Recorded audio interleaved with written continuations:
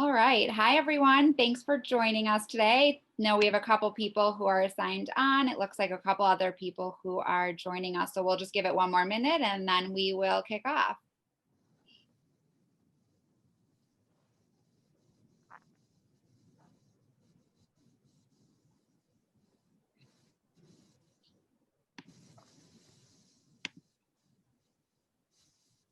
Awesome. Well, welcome today to the virtual event session at the Sports Philanthropy Network Conference. It is so good to see you all and to be here today to talk about virtual events. What a crazy world we're living in with so many virtual events. And I know we've all had to pivot in the past few months and figure out ways to engage our audiences and our constituencies sort of in this new virtual world. And I'm thrilled to be joined today by my fellow panelists who are going to share with us and we'll have a conversation about virtual events and sort of what that is. So I'm Lisa. I work for a company called Evolve Giving Group. We're based out of Chicago and we work with small to mid-sized nonprofits on everything fundraising related, including their virtual events.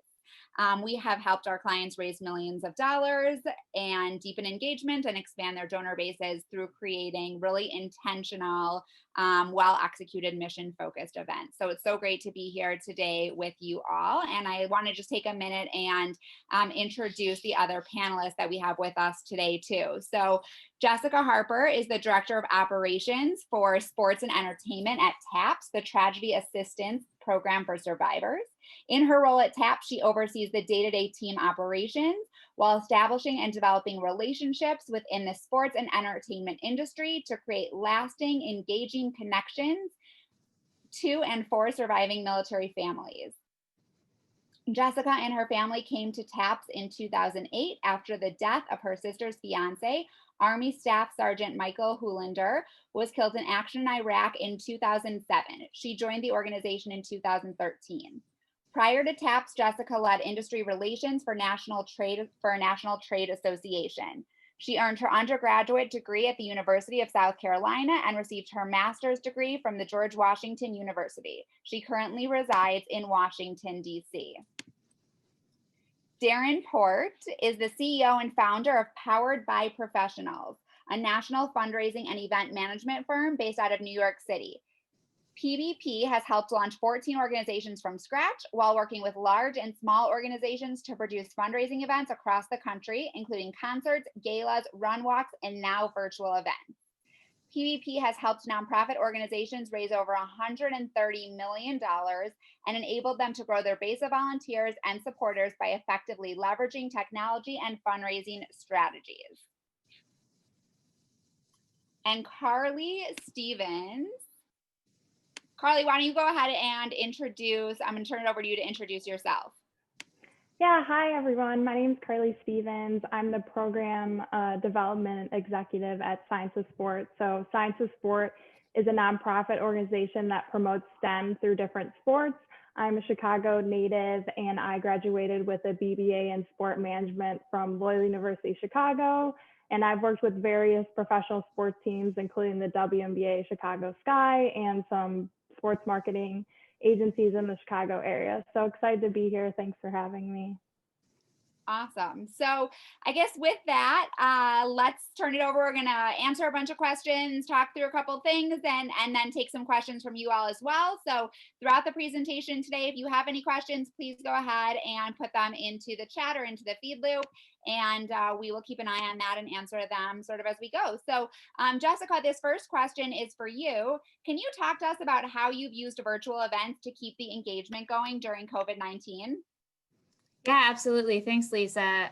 So TAPS, we care for families who've lost loved ones serving in the military. And we're a really traditionally close group. We like to get together and be together, lots of hugs, lots of, touching, really taking care of each other. So this COVID-19 where we're not allowed to be together in person is really hard for our families.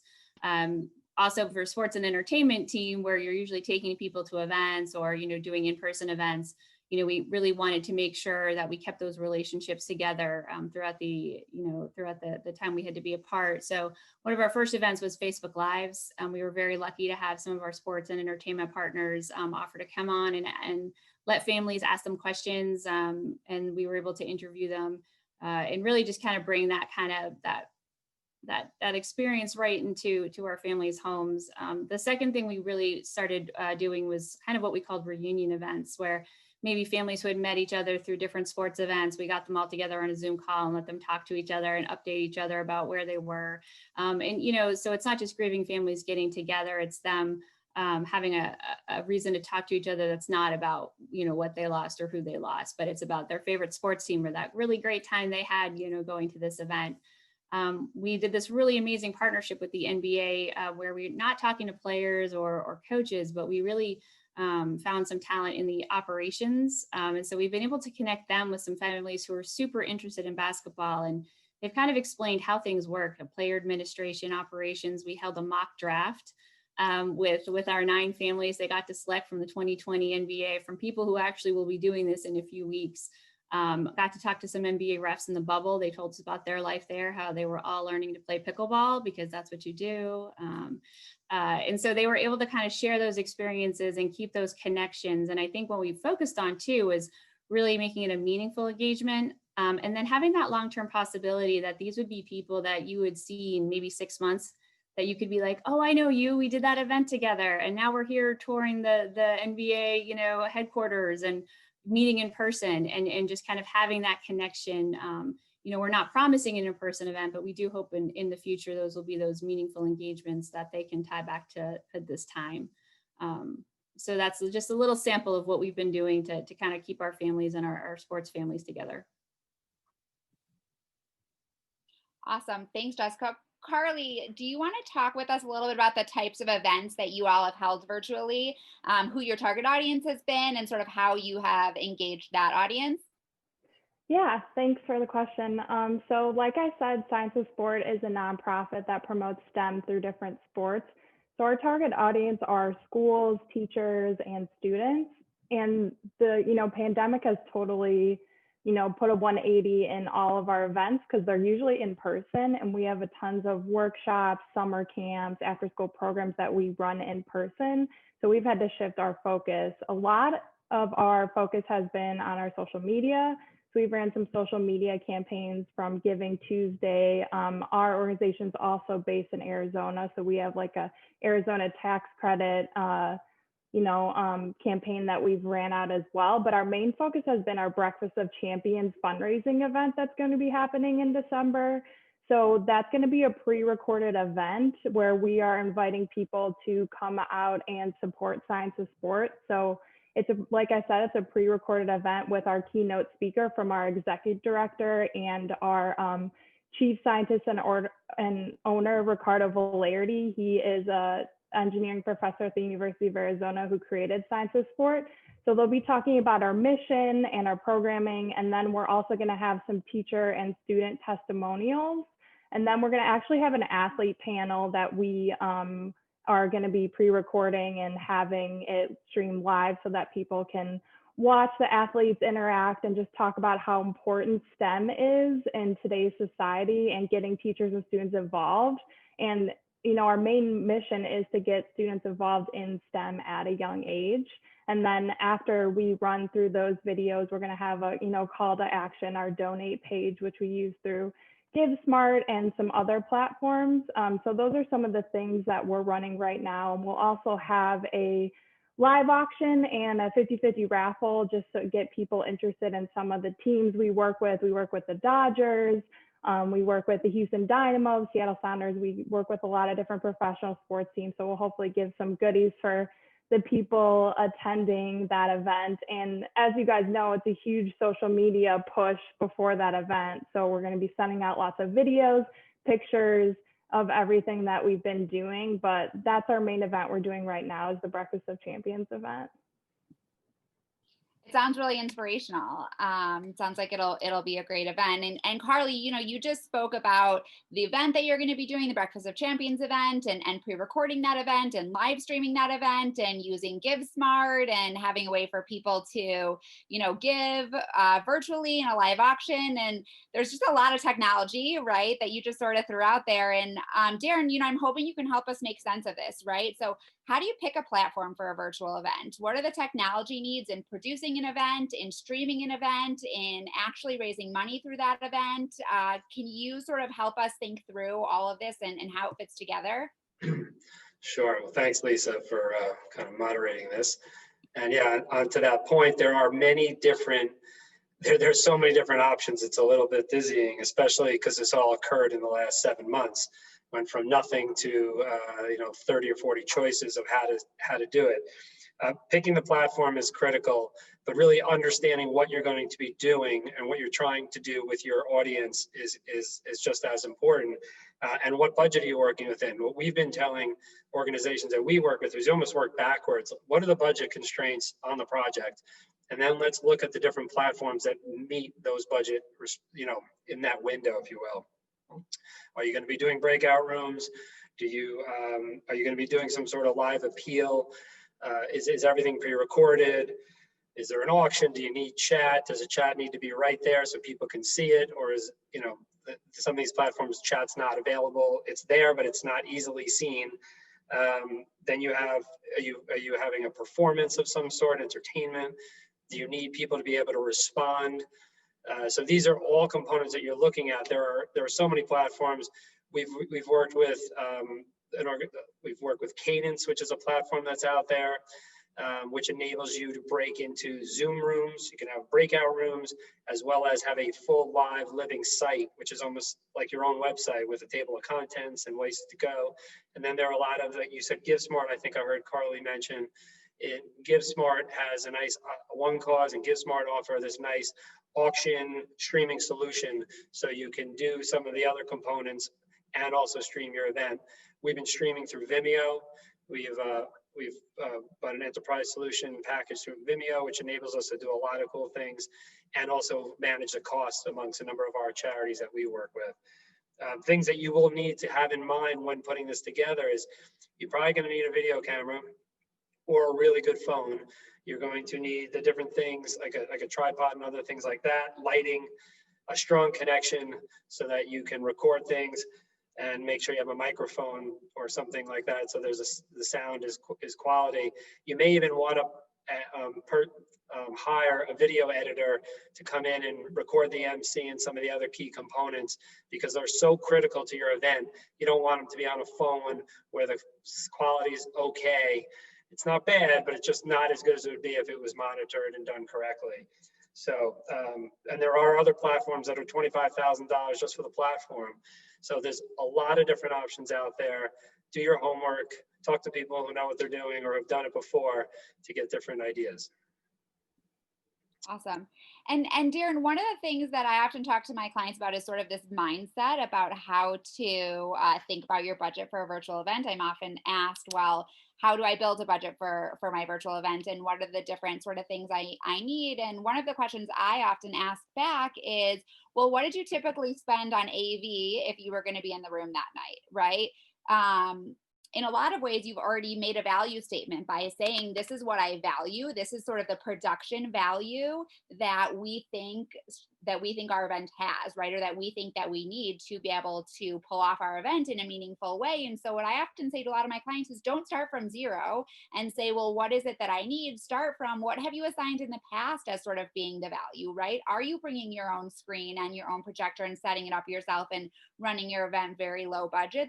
Then that's one thing. And maybe you are building from zero, but are you starting from the fact that you're working in a ballroom and you're spending $10,000 or $15,000 on AV anyway? way. Well, okay, then can you reallocate that, right? And use that. Are you a very large, some of my organizations spend $50,000 to $70,000 on AV if they're, if they're in the room that night. And so can you start from that? And can you say within this budget, right, what can I do from there? And so Daren, I guess I'm just wondering, is that sort of the same advice and recommendations that you're giving to the clients that you're working with, or are you having them sort of think about budget from a different perspective?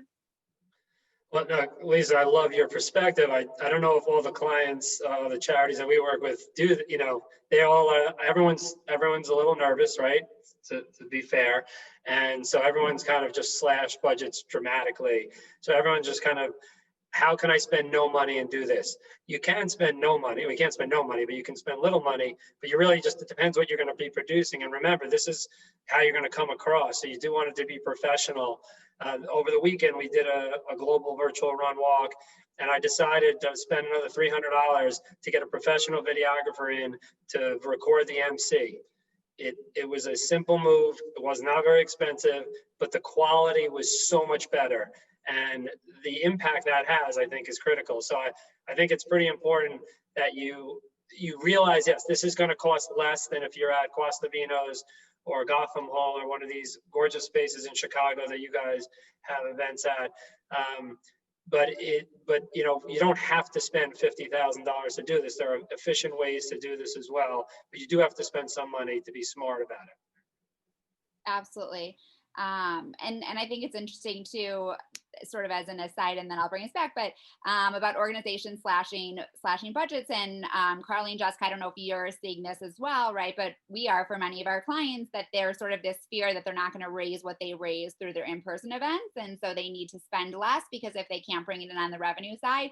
And what I will say is the last 5 events that we've done in the virtual world, our clients have actually netted more money than they have at their in-person events, right? And part of that is that their fundraising is up, is that people in the world really feel a sense of sort of helplessness as to what's going on around them. And those who have the ability to give are not only giving what they've given in the past, but are actually giving more, right? And the costs are less in a lot of cases. You're no longer paying for food and for an open bar and for all of those kinds of things. So your costs are less. And so people are actually netting more. So I think that's just something to keep in mind as well when we sort of think about, what our budget is and what we can spend and the fact that we actually can raise as much or more as we've sort of raised in the past.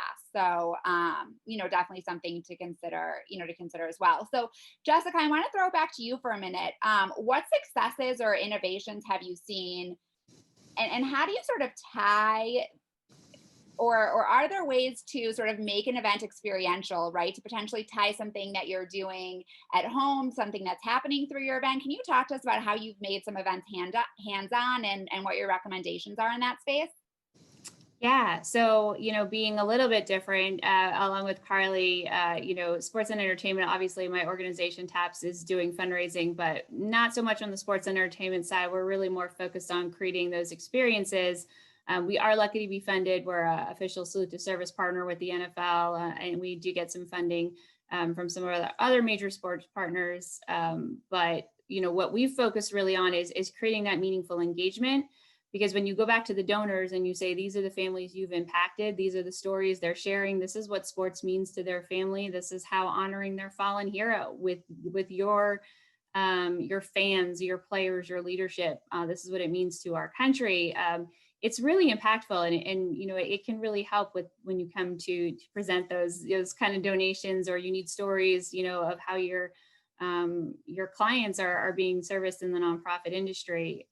One of the things we like to do, obviously with military, there's a lot of uniform service branches, not so much for the family. So we do a lot of branding with TAPS. We have them in TAP shirts. And so when people ask like, oh, what's this? Or, what's going on? We can kind of easily explain these are surviving family members of, lost someone in the military. So we've kept that up in our engagement. So we send t-shirts, we still have some. We've designed different Zoom backgrounds. So, we'll put up a logo. We have a salute to service logo we do with the NFL. We have a lockup logo with the NBA. We did our mock draft. We had the Cavaliers, the Jets, the Nets and the Jazz. And so we made each of our families like part of that team. And so they had a background. And it really just kind of, helps them kind of feel like, oh yeah, this is a TAPS event. These are my people. This is what I'm doing, or I'm at the sports event. For our bigger events, it's been really fun is we've been planning with our teams to do like an at-home experience. So group activities. So you're not just looking at each other on Zoom. We're doing some flag building kits. We partner with an organization called Flags of Valor. That's obviously very meaningful to our families and to a lot of our partners that support, military families.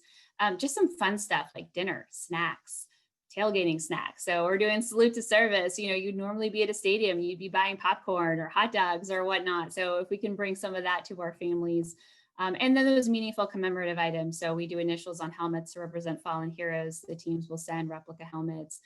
They'll send salute to service gear. They'll send sometimes game day balls. And what's really nice, again, if you can really bring those families like we're doing here, so not in a webinar, but in a Zoom meeting format, so they can see each other's faces, or maybe they're interrupting and talking over each other a little, but that would happen in person as well. So, really trying to create that engagement. And then also, I think maybe Daren had said it earlier, but really making sure it's authentic to the team you're working with or the partner you're working with and the people. So, what maybe works for us in the Atlanta Falcons, for a virtual event may not translate for the Patriots and, let's say, the Boys and Girls Club. And I think what really comes through is when you're being authentic and you're being, meaningful and engaged, the families can tell, the teams can tell, and it really creates that connection. Whereas if you're like, oh, this worked for this charity, I'm just going to shove this package in and shove it out. And you're not taking into account, that kind of, what's important to the team, what's important to your organization, what makes it different and unique. And sometimes we're working with some new teams. We've never done an in-person event. Now we're doing a virtual event. So we're all kind of fumbling around in the dark. And we're just like, we're here, we're going to support you. We're going to go through it together. We're going to be really good partners. But I would just say, like, it's not always a one size fits all.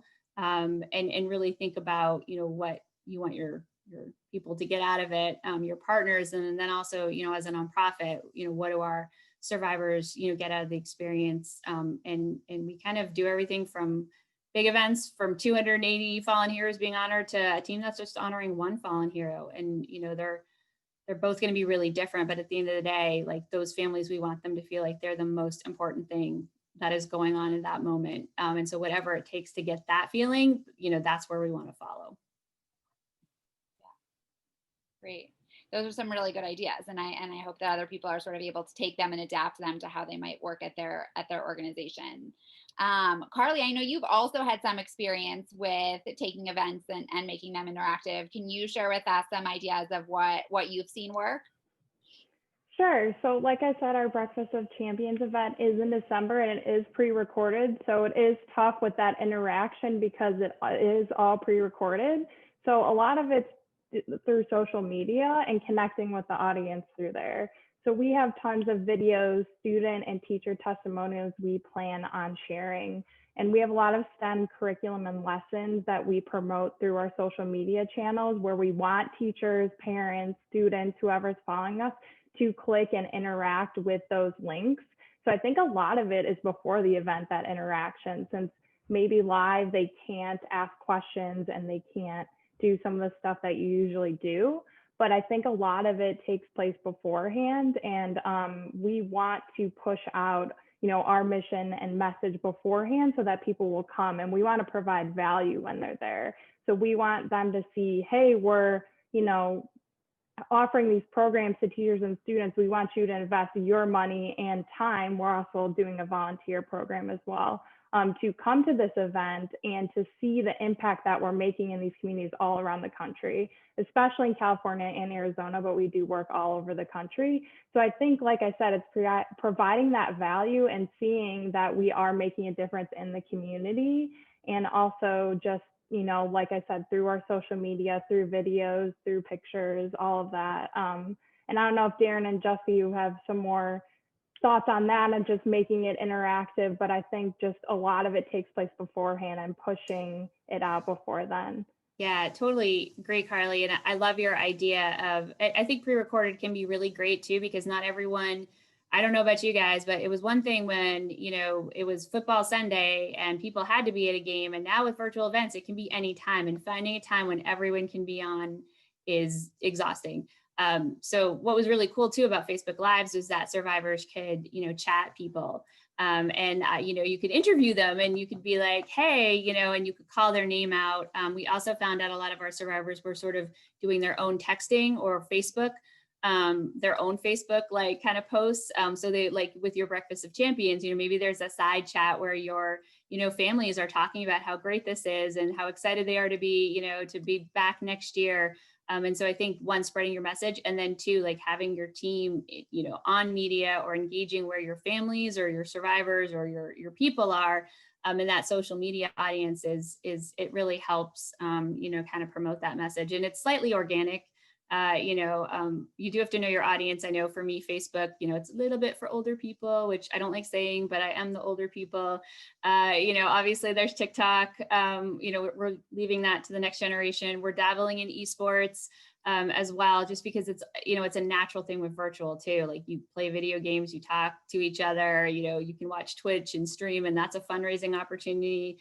We've kind of started to do, but yeah, I mean, I think pre-recorded isn't necessarily bad as long as you're kind of surrounding it, which it seems like you are, with, lots of like nice touches and a real human behind, those social media messages. Yeah. And just one thing that I'll add on to that, and you both sort of touched on this too, is really about creating community and connection, right? And one sort of really simple thing that I like to do, and if everyone had sort of logged on to this over Zoom, we might have monitored it at the beginning, but I know some people are logged on through the feed loop interface and stuff as well, is even just when people are signing on to an event, if there's some sort of chat function as part of it, I'll often just ask people, I'll thank them for signing on, and I'll ask them to pop over into the chat and introduce themselves, right? And then as people are introducing themselves, I just sort of welcome them verbally. So I'll say like, thank you to Carly and to Jessica and to Daren for being here. Thank you to Kelsey and to, Mark and to Lauren. We're so happy to have you join us today, right? And then all of a sudden, people are sort of organically talking to one another in the chat, and they've started that, and now they'll continue that throughout the entire event, right? And for one of our clients, we saw that they sort of organically modeled that, and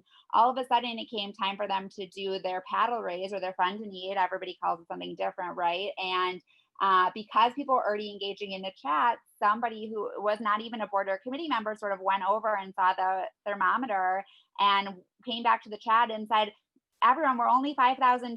They had already done this and moved on, right? But people were still sort of texting, and somebody wrote into the chat, we're only $5,000 away from the goal. Come on, everybody go give a little bit more. We can do this, right? And then all of a sudden, part of the chat turned over to be this like fundraising momentum, excitement building sort of thing, which just happened really organically and was really great. And, they ended up sort of surpassing their goal through that. But I think that's a really easy way to create community and connection, just by encouraging people to participate in the chat. And then one other thing I'm often asked is like, how do I make my event feel meaningful, right? Or how do I make my event feel special or different? And to me, that all comes back to your mission.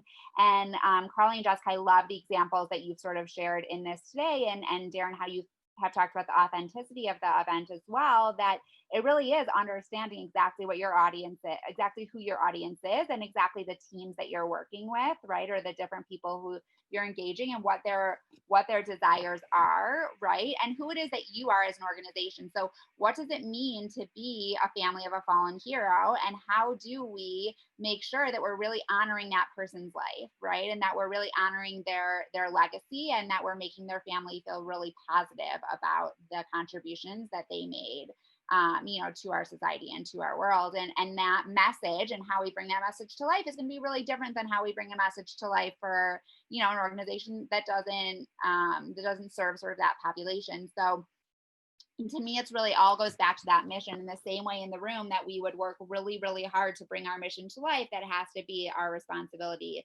in a virtual world as well. And so the last piece, I sort of want to turn it over to Daren, and then I see some questions coming in. And again, if you have questions and you haven't had a chance to ask them yet, please go ahead and ask them into the chat, and or into the feed loop, and we'll answer those. But while you're having a chance to type in your questions, Daren, can you talk to us about the different strategies that you've seen nonprofits take when it comes to fundraising around virtual events? So obviously, there's a lot of different ways that you can raise money through a virtual event. And, can you share some examples of how people are doing that, and then also of how they're adding value and how they're giving exposure to some of their large donors or their sponsors?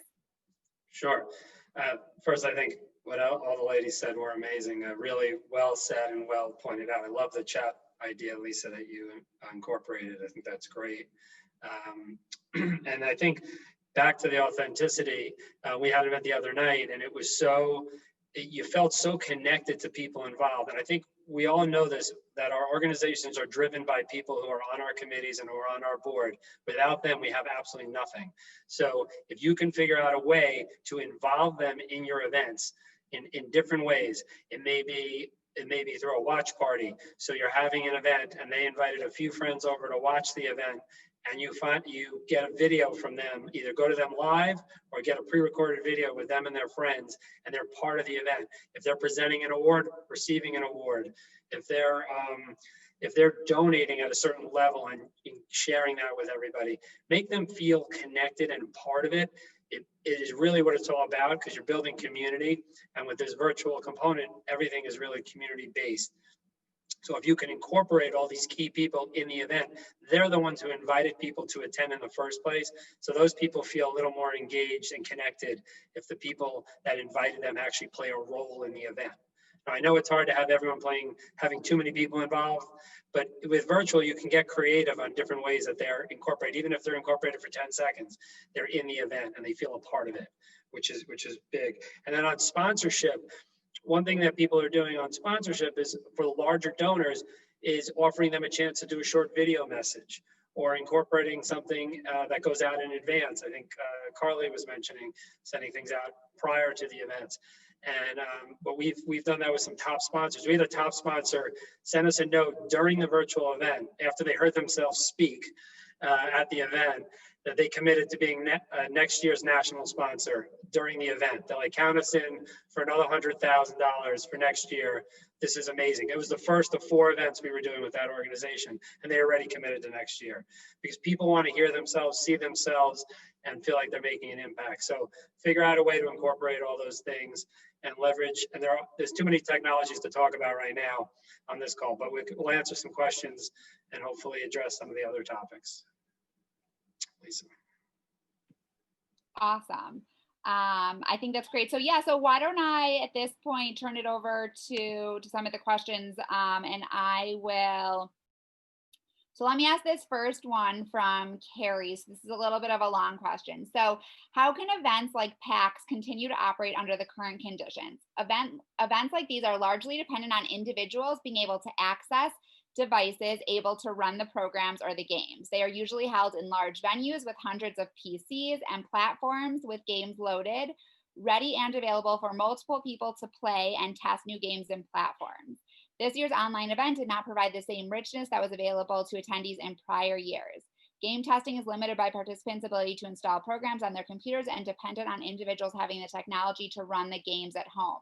Are there any solutions out there that might be able to bridge this gap? Have any of you seen anything? Yeah, we as I said, we started dabbling in esports.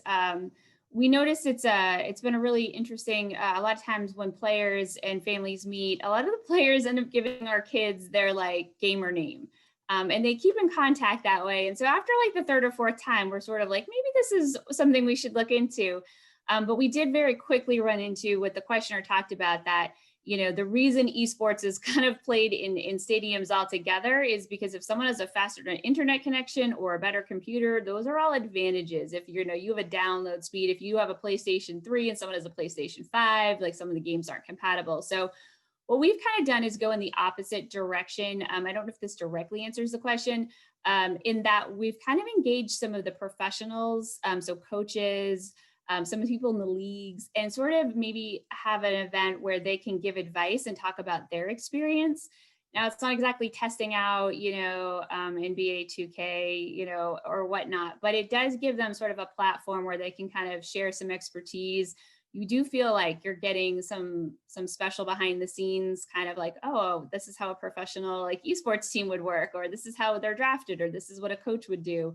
Not everyone's going to get to be a gamer. There's other opportunities, to do stuff in esports. And I think until we can safely go back, we're not going to get the same experiences, but that doesn't mean that these experiences are less than. I think they're different. And I think we just have to kind of be honest, manage expectations. This is not going to replace that. This is, a different kind of experience. It's still going to be really cool. And then in 6 months, when you get to go back, when it's safe, when we have a vaccine, or 8 months later, and you play these games, you're going to remember that piece of advice that so-and-so gave you, or you're going to meet your new friends that you met on this Zoom call, and you guys are all going to go together. We'll create an opportunity to do that. And so I think that's maybe some of the ways, we just have to realize we can't do everything we used to. We're probably not going to get to do some of the stuff we used to do, but there's going to be new stuff. And that doesn't mean these new experiences cannot be just as great as the old experiences. I think that's a great answer, Jessica, and a really interesting sort of way to come at it, right? Is that even if it can't be exactly the same, how can we look at it being, taking it for what it is and being different? So the only other questions I'll throw out there, and I don't know the answer to this, Carrie, so maybe you've looked into it and you do know the answers, but is there a way for people to remote in so that the game is preloaded, on computers that have the technology to be able to access it? Or can you preload the games onto devices and send those to participants with like a prepackaged label that they can send them back to you? So you might then not be sending out 200 computers, right? Or tablets that might be, cost prohibitive, but something to consider. Or is there a virtual platform that you can install the games onto so that people don't have to install them onto their own devices? So my guess is that if you talk to, and I think Daren, you had mentioned at one point too, that some companies you work with that, for like $25,000, you can sort of like build out whatever it is you need. I wonder if a company like that who really knows the ins and the outs of the technology piece of it might be able to build something out for you that could be sort of a customized platform to move what would be in person to something that's virtual. So just something to consider. The next question we have here is from Eugene. So he is saying, geographically based nonprofits have been losing contributors for years who would move out of the area. Think Northerners retiring to Florida, for instance. Now with virtual and hybrid events, do you see an opportunity for nonprofits to hold on to more of these donors? So 100%. Daren, you want to speak to this a little bit as to what you've seen? Yeah, definitely. It's, being virtual, we've taken certain events and turned them into national events where they used to be regional events. It's saving the organizations tremendous amounts of money. And I see down the road that there will be some sort of virtual national event, as well as smaller events in local cities where there's a strong base. But the virtual event component makes so much sense in so many ways. I think just one of the things is just not as exciting. So, I think just expectation of what you're expecting to get out of the event is one thing you have to manage. I think one thing I've seen, and this I know is a little off the question, but is that people are trying to do too much at some of these virtual events. Like it's going to be the best thing ever. It's not going to be the best thing ever. So calm down. Don't try to make it the best thing ever. Try to accomplish a few key goals and do it very effectively. And I think you'll be happy with those results. But it gives you such a great opportunity to involve everyone. And it goes back to making them feel a part of the event in some way. What are ways you can incorporate them into the program in some capacity? Yeah. And I'll just add, two things onto that based on what we've seen as well. So some of our clients are sending actually very targeted messages to people who have moved, right? Or to people who live out of state, or, to grandparents of kids who are participating in sports, to just say, we know that you don't normally get to see little Joey run around and play soccer, right? But we're going to be highlighting some of our kids and some of the teams and some of the things that they're doing. And we hope that you'll sign on for a chance to see, Joey or whoever it is participating in this sort of thing, and really sort of exactly target it to, so that the messaging is directly targeted to and about those people who maybe are afar. And then one of the other things that we've seen is for organizations that have for organizations that have younger alumni. So maybe you are a youth athletic program or high school or college, or, you know, that's sort of the target audience that you have, that they've been offering actually a lower price ticket if they're doing tickets to their event to bring those people in, or they've been offering an opportunity. If you buy 2 full price tickets, you can buy a companion pass or a young adult ticket for $25 or whatever it is, so that younger people can have an easy entry point to be part of these programs. And what they're hoping is that by doing that, they're creating a culture of philanthropy, and that people will then over time continue to tune in, to participate, to make a gift, whatever it might be. So, you know, that's something else that we're seeing in that space. Lisa, I just wanted to add on, you know, for us that obviously military families move a lot, where you might be stationed. And if you lose someone in the military, you have about a year before you kind of need to make your final move. A lot of people end up moving back home or to where they're from, or maybe they move to where their loved one's family is, so their kids can be raised with their family. And so this virtual has been incredible for us, because we normally are going out to, let's say we have an event with the Indianapolis Colts, you're in Indianapolis, or the LA Rams, you're in LA. And so a lot of fans don't live in the same area that their teams are. And as a nonprofit, you know, Carly knows this, you don't usually have money to send people across the country to go to a football game. So, you know, what we were able to do is open up what are usually regional events to a national audience, and to invite our families that had stories and connections to these teams to be part of these events virtually. And for a lot of them, it's the first time they've ever been able to participate like this. And they are so thrilled. Like, they don't care that they can't go to the stadium. They don't care that they're not getting the experience other families have had. They just feel really included. And so I think to our point, you know, we're missing in-game components, but we're also getting participation from people who've never been able to participate before. And I'm really hoping going forward, we're able to take the best part of virtual events and keep them going forward, so that we still can offer some of this access. I know I live in DC, my parents live in Maine. I spent some of the pandemic with them, and I totally agree. There's been a lot of Maine charities I've reconnected to and donated to, feeling a part of that community. So I'm just really hoping, you know, these opportunities that have opened up, you know, don't close off as soon as, you know, it is safe to kind of do some of the things we were doing before. Yeah. And Daren, it looks like this next question is for you. You shared some ideas about how to recognize sponsors and to make them feel like they are part of the event. Can you share a couple sort of concrete things that you've seen work in this space? Sure. Or yeah, ways you've included sponsors? That included sponsors? Ways that you've included sponsors, yeah. Yeah, definitely. Well, one of the ones was having the national sponsor get an opportunity to speak at the event. So it's a pre-recorded message that was actually shown at multiple events. So that, from that standpoint, that was a huge success. Another thing we were able to do for a different event was also video related, where we gave the individual a chance to tell their personal story about the cause and why their company is supporting the organization. And they shared about one of their employees who had passed from the disease, and they wanted to share that story briefly. But it made, you know, it really got them more involved with the organization down the road too. I think it's a long-term play.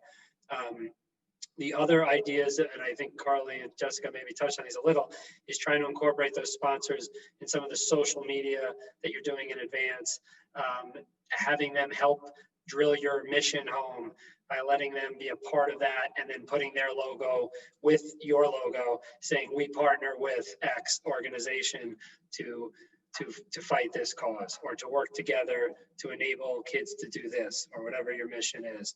So those are just some brief ideas. One thing we did it with run walks. We just had a global run walk, and we've really enabled members from these corporations to participate from all over the world. So these are global companies that otherwise really wouldn't be able to participate. And we took short videos, like, you know, 5-10 second videos from people in like 5 different countries, and put it into one little piece. It was really nice, just to show the reach of the organization, as well as show how involved and how supportive that company is for this cause. So it was interesting. Really powerful. That's great. It looks like those are all the questions that I'm seeing. So if anybody on has any other questions, feel free to pop them into either the chat or into the feed loop, and we're happy to we're happy to stay on and answer them. And yeah, I think we'll probably stay on for another maybe 5 or so minutes, answer any other questions that come in. And otherwise, thank you all so much for being here. It was lovely to talk with you. And thank you to Carly and to Daren and to Jessica for all of the wonderful insights that you shared. I thought this was really informative, and it was so great to be with all of you today. Thank you, Lisa. Yeah, I wanted to add one thing to what Daren was saying. During this time, we've had to switch to virtual, and it's just made, I think, companies better and more creative in their approach.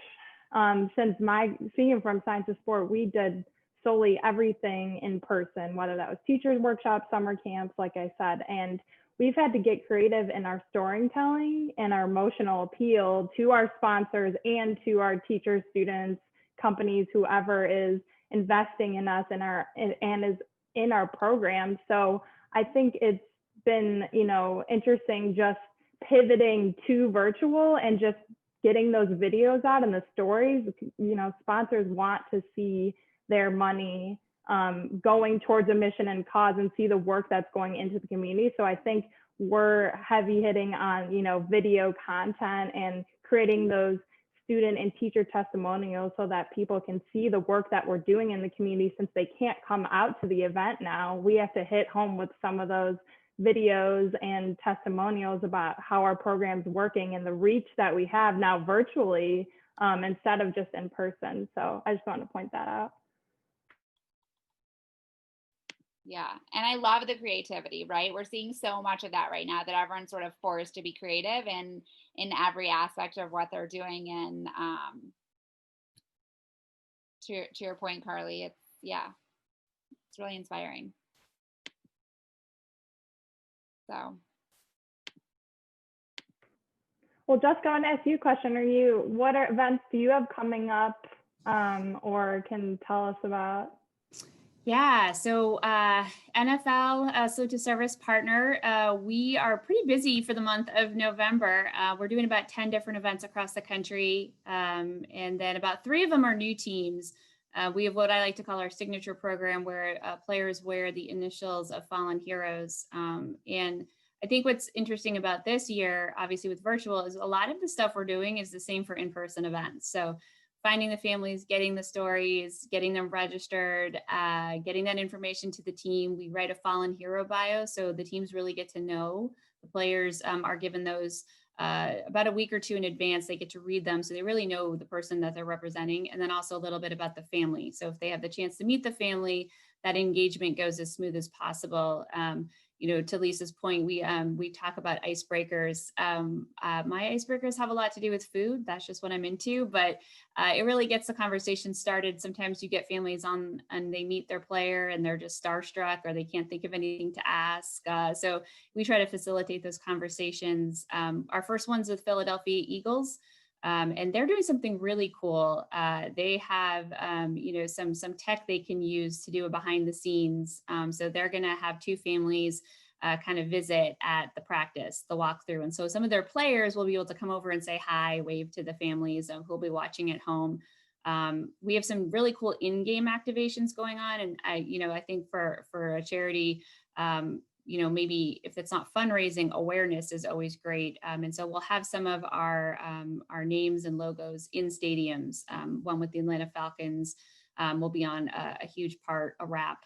So when the cameras pan to the stadium and the seats, hopefully they see us and people are like, oh, what's TAPS? If that story is told, individual donations are definitely important to us. And it's just been a tough time for everyone. We're also doing cardboard cutouts. So that's kind of been something fun in the sports world. And we have different teams taking different ways. So we have some teams that are doing cardboard cutouts and the proceeds go to us. And then we have had one team ask for families who are okay with it to have their fallen heroes in a special section behind the home bench of the home team for their Salute to Service game. And if I'm not trying to be coy, but I don't want to give away too many secrets to, these teams are very proprietary about what they're doing. I'm sure the same with your nonprofits. And so we have the virtual engagements, we have the in-game, and then as I said, most of the teams are sending a package to our families. And some of them are having unboxing events. So we're going to ask them not to open until they get on with the teams, and then they'll go through the stuff that they get. So we thought that'd be really fun. Some are having surprise guests stop in, players, some celebrities, and then some, are doing, kind of different engagements, more one-on-one. Just as a charity who cares for families of the fallen, we've taken a pretty hard line about in-person events. We're just not going to host them until at least we're going to look in 2021. And so some of the teams, have come back, and we've just said, for us, it's our preference to not do in person, and we're going to stay with all virtual. And then we've kind of tried to work with the teams to say if there's a possibility to visit with you in the summer, or when it's safe again, could we host these families and have them come into the stadium and kind of see and be there where it happened. And so there's kind of that tie and that future engagement. And so hopefully, to your point, managing expectations about the virtual event, but creating that connection that will last beyond just that one Sunday. We do have some stuff coming up with the NBA. They're doing some Veterans Day events, but not as big because they're not in season. Obviously, they're not playing right now. They're getting ready for the draft. And then I think the common consensus is February will be the start of the new season. So, more to come on that, but they had some really cool stuff. We had families as virtual fans down in Orlando up on the sideboard. So to your point, there's been a lot of innovation and some really cool things seen. And, but I think to Daren and Lisa's point, there's no substitution, for just getting your name out there and being there and engaging in chats. And I love Daren's idea.